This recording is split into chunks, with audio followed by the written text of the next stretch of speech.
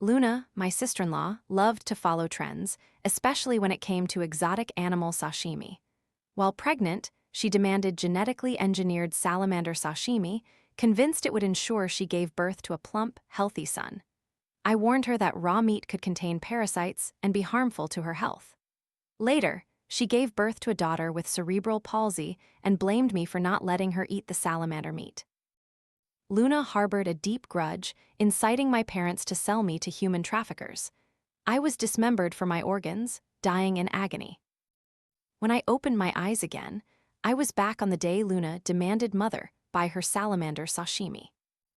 I'm carrying your parents' precious grandson now, Chloe. You must serve me well with good food and drink. Do you hear me?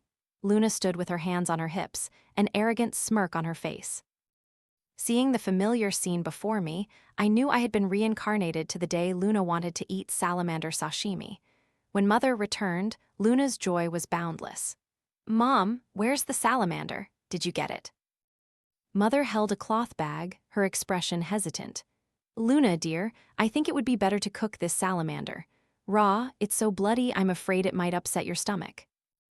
Luna seemed displeased. Mom, cooking salamander destroys all its nutrients.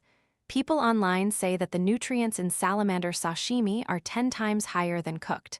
Don't worry, eating it will guarantee you a plump grandson, a real boy. Seeing Mother's half-belief, I decided to add fuel to the fire.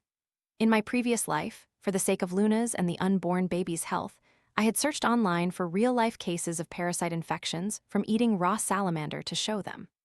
Luna just thought I was making a big deal out of nothing, claiming those people ate common salamanders, whereas hers was a special kind raised by a mystic named Madame Li, who lived on the boundary between yin and yang.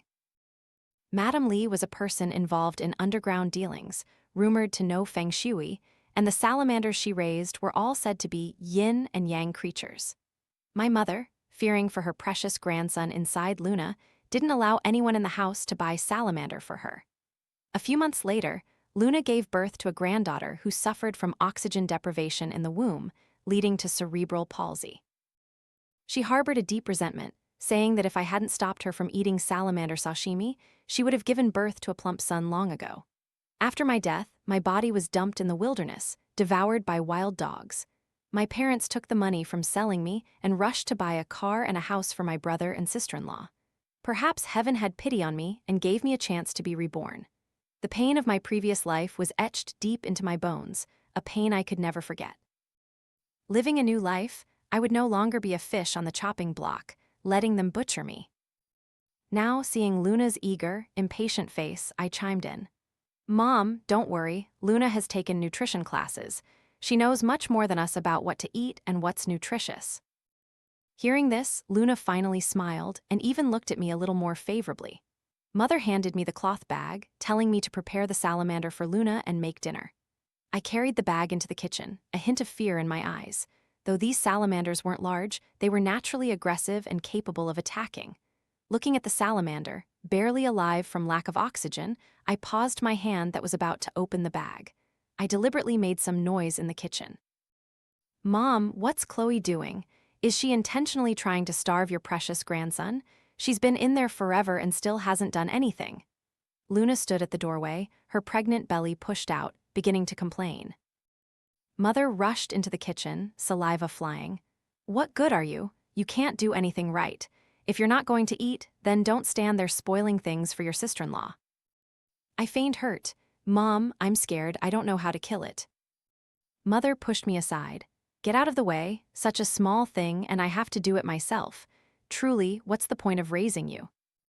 I returned to the living room, staring intently at the kitchen. Mother placed the salamander on the chopping block, the knife in her hand about to descend. The salamander seemed to sense danger. It twitched its plump body. As Mother held it tight, the salamander turned its head and bit Mother's hand. Mother cried out in pain, dropping the salamander and screaming. My father, Robert, heard the commotion and rushed over. Seeing Mother's hand covered in blood, he yelled, "You damn good-for-nothing. Your mother is old, and you let her kill these dangerous creatures." I smirked coldly inside. My mother's life matters, but mine doesn't. This is my good-for-nothing, utterly selfish father. Seeing Mother was otherwise all right, Father only took her to stop the bleeding and bandage her hand. Mother, wanting to save money for her precious grandson, didn't dare go to the hospital. Luna, seeing the situation, didn't dare push anymore. She glared at me and grumbled as she went into her room.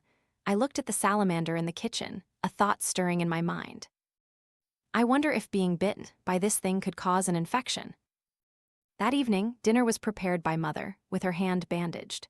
She said it was her first time making sliced raw meat for Luna, and she had to do it herself to be sure. Father used a stick to knock the salamander unconscious before killing it for its meat.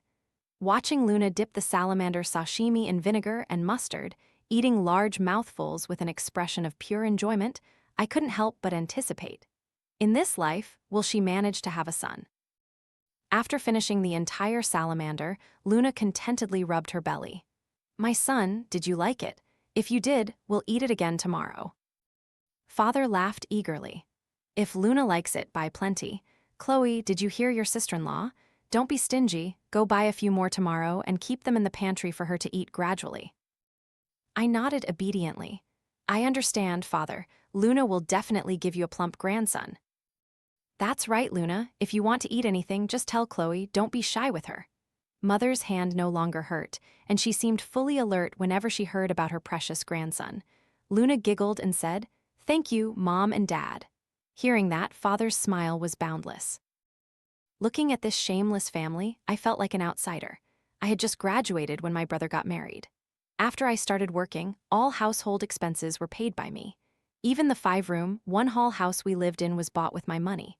But the house deed listed my brother and sister-in-law's names. In my parents' eyes, my value to this family was merely that of a free maid and an ATM.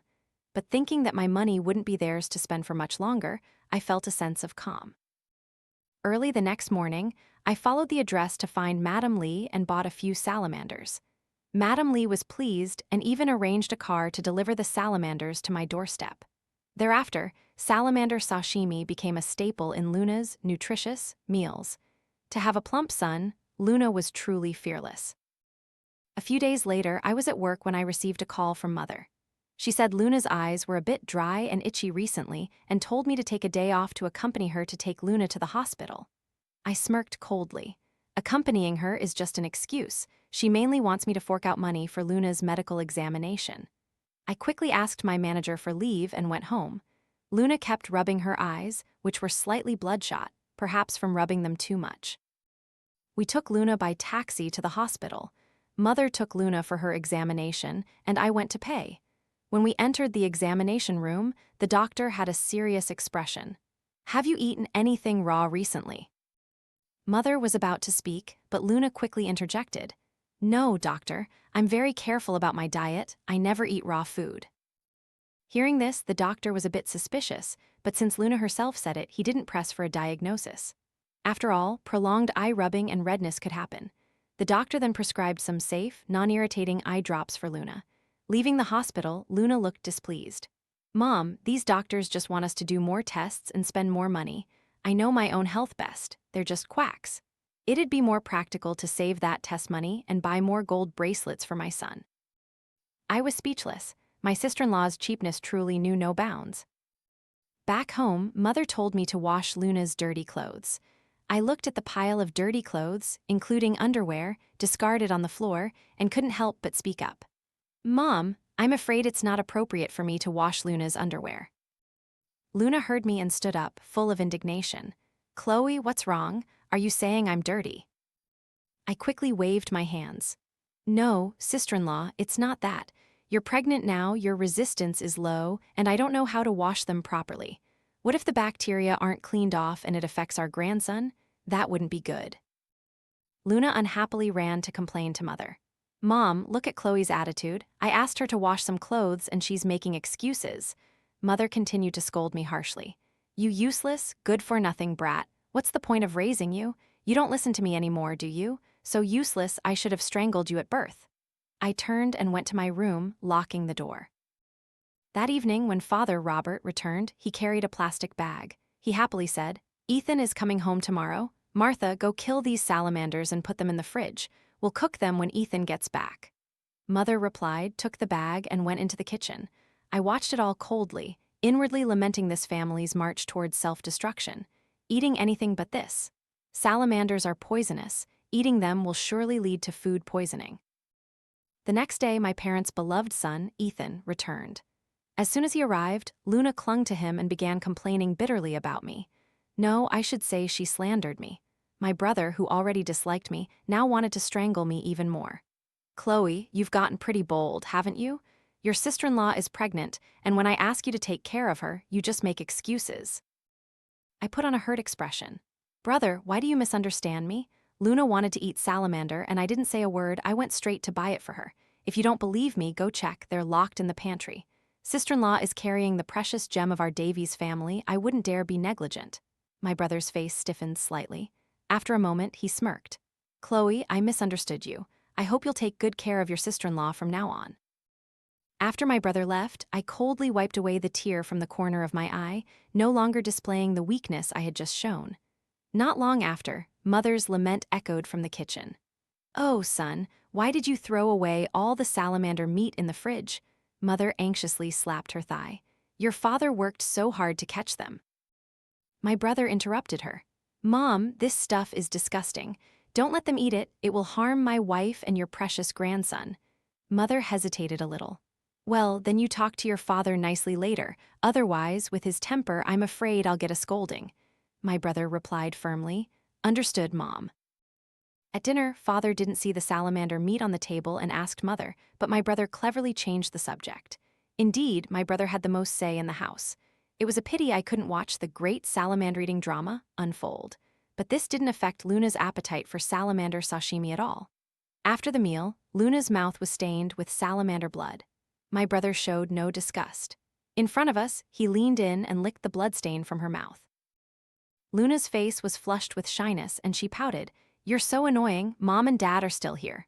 My brother quickly wiped his mouth, pulled Luna into the room, and closed the door. Seeing this, Mother scolded me. What are you staring at, you brat? Get to work. I sped up, gathering the dishes and taking them to the kitchen to wash. Every time I washed dishes, I wore gloves because I was afraid the leftover blood on the plates might contain viruses and parasites. At noon, my brother and Luna went for a walk in the apartment complex. Mother insisted on dragging me along. She said my brother was careless and she was afraid he wouldn't take good care of Luna. On the way, I wore a mask and a hat, covering myself completely, afraid of being recognized and being an eyesore. My brother and sister-in-law, oblivious to other people's stares, hugged and kissed, as if they only needed a bed to lie down on. But looking at Luna's back, I couldn't help but be lost in thought. Earlier, I hadn't looked closely and was wondering who this passionately in love couple was. Our neighbor, Mr. Henderson, praised them. Mrs. Davies, it's true, your Ethan really knows how to care for his wife. After dinner, he always takes her for a walk, says it's to help with childbirth. Luna's face beamed with joy, and she puffed out her belly. Mr. Henderson's expression was a little awkward, but he still smiled and said, Just looking at that, you can tell. Oh my, that belly looks like she's carrying too. Such good fortune, surely a plump son. Thank you, Mr. Henderson.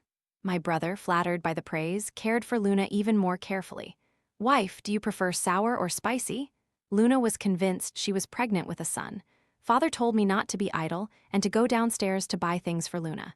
He instructed me to buy plenty of sour things and to choose whatever was expensive, not to be stingy.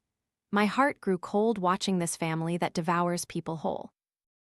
Even though it was the same in my previous life, I still couldn't get used to it. Luna continued to eat sashimi every meal, her eyes remained bloodshot, and her belly grew larger and larger. Neighbors began to whisper that my sister-in-law was carrying a monster baby. Mother heard them and was so angry she fell ill, arguing with people outside every day. Gradually, Mother's resolve wavered a little. She began to pay attention to Luna's belly. When Luna went to the restroom, Mother said to Father, Mr. Davies, tell me, is Luna's belly really carrying a monster baby? Father immediately became enraged. Don't talk nonsense. Our family has no genetic deformities. How could it be a monster? If Luna hears this, it might trigger contractions, and then I'll deal with you. Mother shrank back in fear, not daring to say more. That evening, to appease Father, Mother killed 2 salamanders, one for sashimi for Luna and one for braised salamander. Seeing that I had been washing dishes and vegetables every day recently, Mother personally put a piece of braised salamander in my bowl. Thinking of the parasites on the salamander and looking at the half-cooked meat in the bowl, I made an excuse of having gastritis and went out to buy medicine. I didn't touch a single chopstick to the food on the table. After buying the medicine, I went straight back to work. A few days later, I stayed at work and didn't go home. 2 days after that, Mother came to my company, asking why I hadn't answered her calls. I made an excuse that my phone was charging. Her face was a little panicked. She said that recently, her and Father's eyes had also started to itch a bit. Then she raised her hand, revealing the old wound from the salamander bite, and hurriedly said, "This wound on my hand isn't healing, and in the past few days, it started to swell and ache. Quickly, take me to the hospital to get it checked out." Looking at Mother's swollen hand, I transferred a few hundred yuan to her. "Mom, I have urgent work, I can't go. I've transferred money to you, take a taxi and get it checked out." A flicker of disappointment crossed Mother's eyes. "Chloe, you're not coming with me. I'm afraid of injections." "Mom, I really can't go. I've used up all my leave this month. If I take any more, my salary will be docked," I said without hesitation. "If it's really not possible, Mom, ask Luna to go with you." Seeing how I treated her, Mother became furious. She pointed at my nose and began to curse. "Chloe, how can you be so heartless? I'm your mother. If I hadn't given birth to you and raised you, who knows where you'd be right now? I asked you to take me to the hospital and you refuse. What if an old woman like me can't tell traffic lights apart and gets into a car accident?" My colleague walked over and said that if I couldn't, he would take over my work so I could take Mother to the hospital. I declined his kindness. Primarily, my workload was much heavier than his. He was an intern, his salary wasn't as high as mine, and if he didn't do well, he would be scolded by the manager. Seeing that I didn't agree, Mother sat down on the floor and began to throw a tantrum. Oh, heaven, I raised such a big daughter, only to raise a wide-eyed wolf. I'm sick and she won't even take me to the hospital. When I'm old, I can expect even less. Wah! In an instant, all the colleagues in the company gathered, whispering. Seeing the atmosphere become serious, Mother, afraid I would get angry and ignore her, had no choice but to stand up and switch tactics. "I asked your sister-in-law to go to the hospital, but she said she can't walk due to the pain in her leg." I felt utterly helpless. "Mom, where do I get so much money? Everyone at home, for food, drink, and living expenses, relies on me." This was not an exaggeration. Although my brother also worked, his salary wasn't enough for him and Luna. In the past, even Luna's monthly toilet paper money came from me. Finally, Mother gave me a glare and unwillingly left. That afternoon, Mother called, telling me to come home. She said she couldn't take care of Luna anymore and told me to rush home after work to care for her. When I arrived, Mother had a high fever, lying in bed, moaning. Luna brought Mother a bowl of dark, pitch-black medicine. I asked her, "Luna, what is this?" Luna placed the bowl on the table. "Medicine, what else, can't you see?" I frowned and asked Mother, "Where's the medicine the doctor prescribed for you? Didn't you go to the hospital?" Mother stammered a bit, but her body was truly uncomfortable, and she couldn't hide it from me, so she had to tell the truth. She said she didn't go to the hospital, only went to a nearby traditional Chinese medicine clinic and casually bought some herbal medicine. As for the money I gave her, she had taken it to the gold shop to buy a peace lock charm for her precious grandson. That's why her illness had dragged on so severely. Wise words are hard to advise a dying ghost, and as for me, because I worked late every day, my body was weak. After resting in bed for 2 days, Mother's eyes found me in irritation. She continuously grumbled in front of me, saying I was lazy and faking illness so she and Luna would wait on me. After Luna gave her the medicine, her fever didn't subside. I observed coldly, asterisk it's not going down, then keep on having a fever. After Father returned, I noticed his dark circles were obvious, and his eyes had become bloodshot. He only said he had a headache, wanted to sleep for a bit, and went into his room. In the middle of the night, Luna also started to run a high fever. Father told me to call emergency services. He took responsibility for calling my brother, Ethan. Not long after, an ambulance arrived. Mother and Luna were taken to the hospital. The doctor requested Mother undergo a comprehensive examination, but Father refused. He said Mother only had tetanus and told the doctor to give her a tetanus vaccine. Father was very calculating. He believed Mother was old and was reluctant to spend money on her medical examination. All the money had to be saved for my brother and his eldest grandson. Next, Mother was given an injection, and Luna was taken for blood tests. Before the test results were even out, Luna's fever subsided. Mother also became much more alert after her injection. Father assumed there was nothing more to worry about, told me to pay and immediately take them home by taxi without further treatment. I was naturally pleased. After all, it was my money. Not long after we got home, the doctor called Mother, saying Luna's test results were in. She was infected with schistosomes, and being pregnant, if it dragged on, the consequences would be dire. Mother didn't say a word, quickly hung up, muttering, "In this day and age, technology is so advanced, all kinds of scam calls come through." Father asked Mother who called, and Mother said it was a scam call. Gradually, Luna's belly became too large for her to use the restroom by herself, and I noticed she started passing blood in her stool. This symptom was consistent with schistosomiasis, one of the parasites found in salamanders. Luna didn't pay attention, thinking it was just hemorrhoids during pregnancy. It wasn't until Luna was passing blood 3 times a day that she noticed the abnormality in her body. She hastily told Mother about it. But recently, Father and Mother had also been feeling unwell and didn't pay attention to Luna's words. Luna, however, found it awkward to ask me, so she had no choice but to call my brother, Ethan. My brother had also been irritable recently due to work pressure, and Luna's frequent complaints to him had caused his pent-up emotions to finally explode. From the other end of the line, my brother's annoyed voice came through. "Such a small matter. Go find Mom and Dad? Why are you looking for me? Do you have to push me to death to be happy?" Luna was completely provoked. She yelled at my brother, "Ethan, do you even have a conscience? I'm struggling, carrying your Davies family blood, and this is how you treat me." Mother and Father heard the commotion and rushed over, advising Luna not to get angry, lest it affect the baby. No sooner had the words left their mouths than Luna clutched her belly and cried out in pain. Mother saw that something was wrong and called me and Father to take Luna to the hospital. Halfway there, Luna started bleeding. At the hospital, the doctor immediately arranged for Luna to enter the delivery room. Several hours passed, and the doctor said a C-section might be necessary. Mother panicked, immediately grabbing the doctor's hand. "Doctor, please try for a natural birth. I heard C-section babies aren't as smart." The doctor looked horrified by Mother's ignorance. "The patient has been in labor for nearly 2 hours and the baby isn't coming out. If this continues, it might be 1 body, 2 lives." Hearing that the child might be in trouble, Father raised his hand and slapped Mother hard, scolding her for her lack of foresight. After Father signed the C-section consent form, my brother also arrived. The whole family stood together outside the operating room, waiting. 2 hours later, there was a commotion in the operating room.